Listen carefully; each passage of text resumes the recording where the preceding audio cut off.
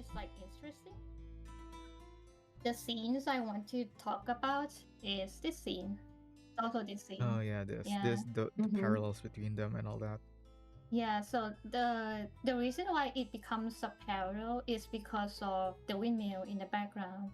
And do you know like the significance of the windmill? Yeah, with the windmill, it's the only place in the story where Sentinel and Marcia have like a moment of peace, right?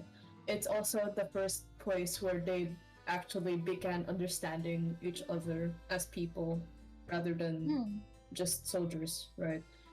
And that influence is carried over to the next chapter where of course we have the windmill here with Marcia also.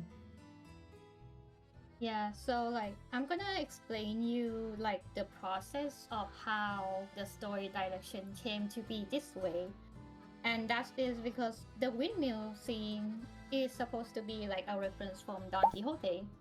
All right, Uh one of the most yeah, Don famous Quixote knights. the literature. Yeah, Mm-hmm. we're back in So Latin like America. God. yeah.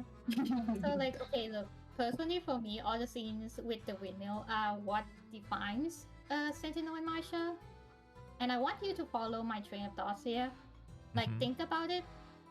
Sentinel and Marsha are based on the entire genre of chivalric romance. Don Quixote was written to bash this very Yeah, as a genre. satire. Yeah, Mhm. as a satire. After so many stories of like chivalric romance at that time, one story was created to break free from its change, to tell us of characters with layers, much like common readers, to tell us a story of reality which is much more than a fairy tale script.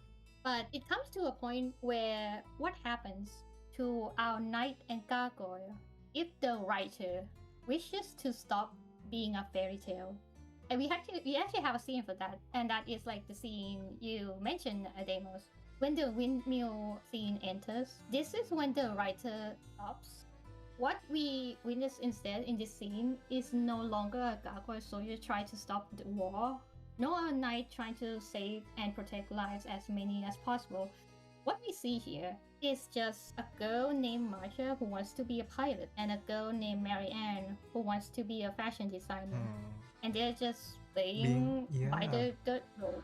like the moment that you're in there, you finally leave the genre that you're so accustomed to, which is the genre of chivalry, and you leave the world of knights and like free to do whatever Yeah. you wish to be, just like Mhm. Don Quixote and all that. Yes.